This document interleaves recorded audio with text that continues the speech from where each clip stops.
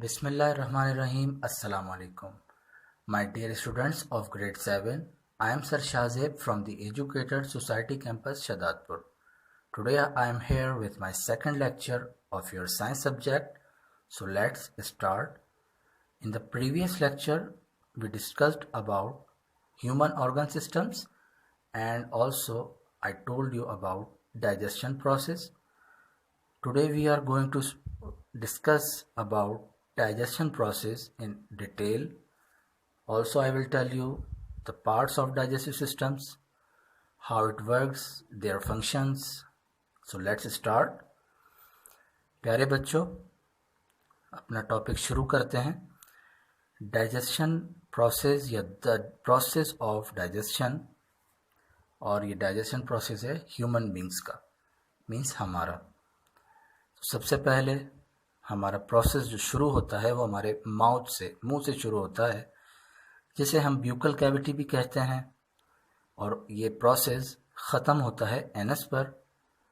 ये पूरा जो रास्ता है माउथ से लेकर एनस तक का, ये पूरा जो रास्ता है ये कहलाता है एलिमेंट्री कैनाल और डाइजेस्टिव ट्रैक. ठीक, ये जो पूरा रास्ता है जहाँ से खाना मरहलों में होता हुआ गुजरता है, इसको कहते हैं एलिमेंट्री कैनाल. अब इसके थोड़े से पार्ट्स डिस्कस कर लेते हैं कि डाइजेशन में कौन कौन से पार्ट्स वर्क करते हैं. माउथ है या ब्यूकल कैविटी भी कह सकते हैं आप. उसके बाद oesophagus, stomach, small intestine, large intestine, rectum and anus, liver and pancreas also helps in digestion. ठीक, लिवर और पेनक्रियाज भी हेल्प करते हैं. वो किस तरह हेल्प करते हैं ये भी हम पढ़ेंगे. सबसे पहले माउथ से स्टार्ट होता है digestion process. Start with mouth. Food जो हम यहाँ से अपने मुंह में रखते हैं, चबाते हैं, खाते हैं, ये जो यहाँ से प्रोसेस शुरू होता है इसको कहते हैं इंजेशन. खाना हमें अच्छी तरह चबाकर खाना चाहिए, क्योंकि जब हम खाना चबाकर, अच्छी तरह चबाकर खाएंगे तो प्रॉपर डाइजेशन में हेल्पफुल होगा और हमारा डाइजेशन प्रोसेस बहुत ही आराम से मुकम्मल होगा. अच्छा, जब हम खाना चबाते हैं तो क्या होता है? जब हम खाना चबाते हैं तो जो लार्ज पीसेस हमारे फूड के होते हैं वो हमारे दांतों की मदद से, टीथ की मदद से क्रश होके स्मॉल पीसेस में कन्वर्ट हो जाते हैं.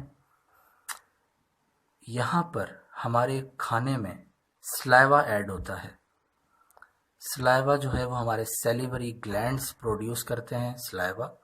स्लाइवा हमारे फूड में मिक्स होकर हमारे जो फूड में स्टार्च है, जिसे निशास्ता भी कहते हैं, उसको शुगर फॉर्म में भी कन्वर्ट कर देता है वो. उसके साथ ही साथ खाने को नरम करने में भी मदद देता है. उसके बाद हमारी ज़बान, जो हमारी ज़बान है उससे हम टेस्ट एक तो महसूस करते हैं. हमारे मुख्तलिफ टेस्ट महसूस करने में हमारी ज़बान मदद देती है. और ये ब्यूकल कैविटी से ही अटैच होती है. जो सेलिवरी ग्लैंड्स वगैरह हैं, या हम हलक भी अपना कह सकते हैं, यहाँ से ही हमारी ज़बान अटैच है. आगे चलते हैं. उसके बाद खाना ईसोफेगस या फूड पाइप में आ जाता है. ईसोफेगस क्या है? ग़िज़ा की नाली भी कहते हैं इसे. Food pipe, there are two pipes, wind pipe और फूड पाइप. तो ईसोफेगस और फूड पाइप, उसके थ्रू हमारी ग़िज़ा जो है वो गुज़रती हुई उस रास्ते से जाती है हमारे स्टमक तक. ठीक, स्टमक में क्या होता है?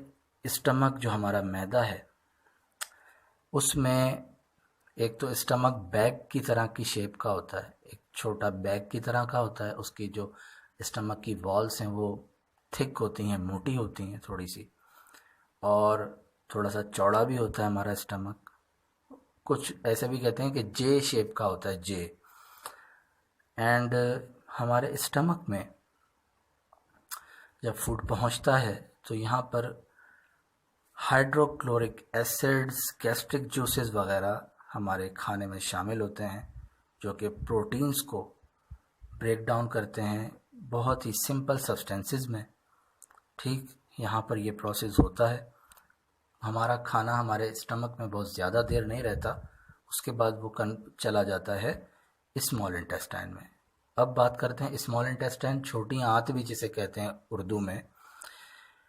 स्मॉल इंटेस्टाइन ये एक बहुत ही उलझा हुआ स्ट्रक्चर है हमारी बॉडी में, हमारे डाइजेशन प्रोसेस में। बहुत ही उलझा हुआ, बहुत ही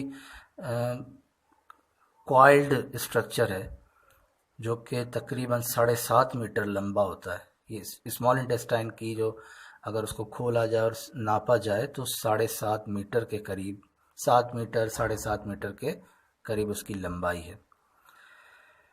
जब खाना हमारे स्मॉल इंटेस्टाइन में जैसे ही जब दाखिल हो रहा होता है तो वहाँ पर जो हमारा मैदा है, जैसे ही हमारा वो खाना रिसीव कर रहा होता है तो वहाँ पर जो डाइजेस्टिव जूसेस लिवर और पेनक्रियाज से वहीं पर उसमें शामिल हो जाते हैं। जैसे हमने पहले बात की थी कि लिवर और पेनक्रियाज हमारे डाइजेशन में हेल्प करते हैं। तो जैसे ही हमारा स्टमक खाना दे रहा होता है, स्मॉल इंटेस्टाइन में जा रहा होता है, पास कर रहा होता है, तो वहीं पर लिवर और पेनक्रियाज जो हैं वो डाइजेस्टिव जूसेस प्रोड्यूस करते हैं, जिन्हें बाइल भी कहा जाता है, और वो जो हैं हमारी ग़िज़ा में शामिल हो जाते हैं। अच्छा, लिवर का क्या काम है? लिवर जो है हमारे एब्डोमेन के ऊपर वाले हिस्से में होता है, वहाँ फिक्स होता है, वहाँ होता है वो, और उसका कलर जो है वो रेडिश ब्राउन है। जो हमारा लिवर है, जिगर भी कहते हैं ना जिसे, ठीक। और बाइल, जैसे मैंने बताया, वो बाइल प्रोड्यूस करता है, और बाइल का काम क्या है कि वो फैट्स वगैरह जो हैं उनको ब्रेक डाउन करता है, ठीक है। और ये गाल ब्लैडर में बाइल जो है वो स्टोर होता है, लिवर प्रोड्यूस करता है, वो गाल ब्लैडर में सेव हो जाता है, स्टोर हो जाता है, और फिर वो हमारी फूड में शामिल होता है। पैनक्रियाज की बात कर लेते हैं। तो पैनक्रियाज जो है वो स्टमक के ज़रा सा नीचे ही लोकेटेड है, वहीं पर सिचुएटेड होती है, वहीं पर है। आप अपने डायग्राम में भी देखेंगे, स्टमक के ज़रा सा नीचे पैनक्रियाज है। और पैनक्रियाज जो है वो पैनक्रियाटिक जूस प्रोड्यूस करता है, जो कि कार्बोहाइड्रेट्स को, प्रोटीन्स और फैट्स, ये सारे जो है ना, इन सब को वो ब्रेक डाउन करता है। कार्बोहाइड्रेट्स, प्रोटीन्स और फैट्स वगैरह, उन सब को वो पैनक्रियाटिक जूस ब्रेक डाउन कर देता है।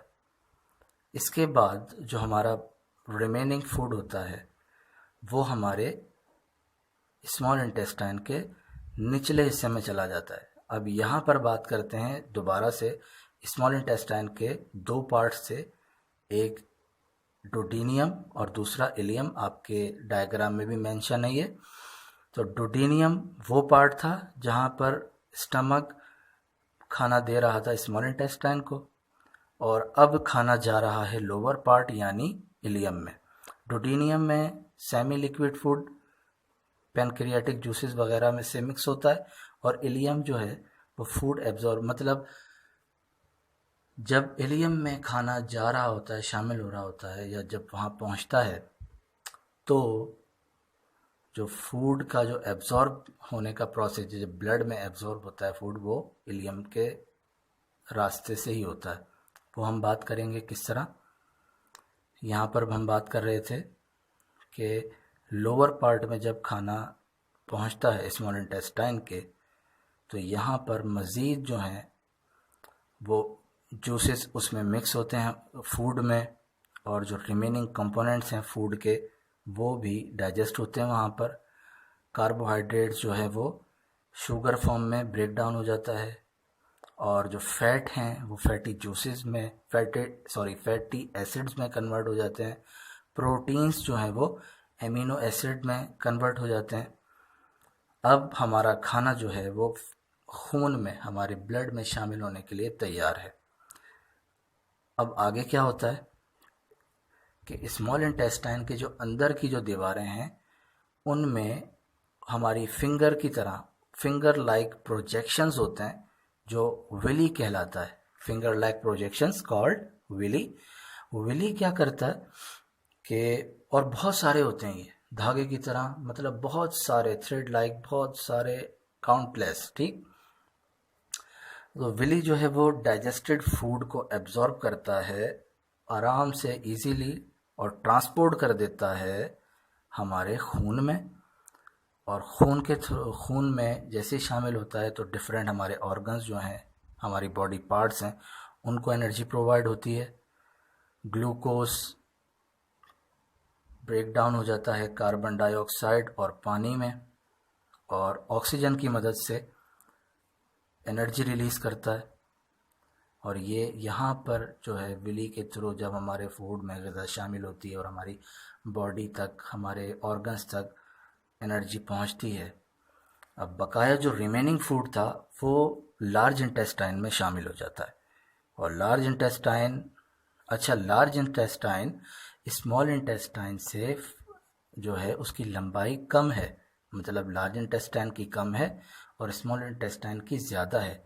मगर लार्ज इंटेस्टाइन को इसलिए इसको कहा जाता है क्योंकि ये चौड़ी होती है, वाइडर होती है स्मॉल इंटेस्टाइन से।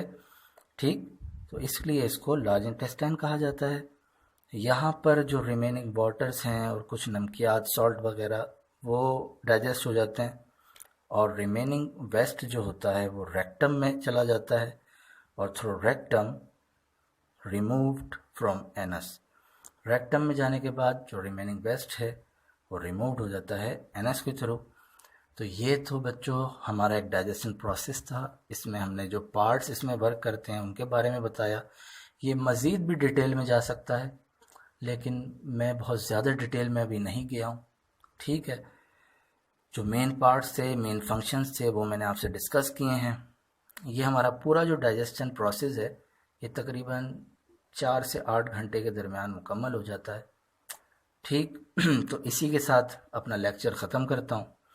आपका होमवर्क ये है कि एक डायग्राम आप डाइजेस्टिव सिस्टम का बनाएंगे, इसको लेबल करेंगे और उसकी पिक्चर आप अपने नाम और क्लास नेम के साथ मुझे फॉरवर्ड करेंगे इसी ग्रुप में।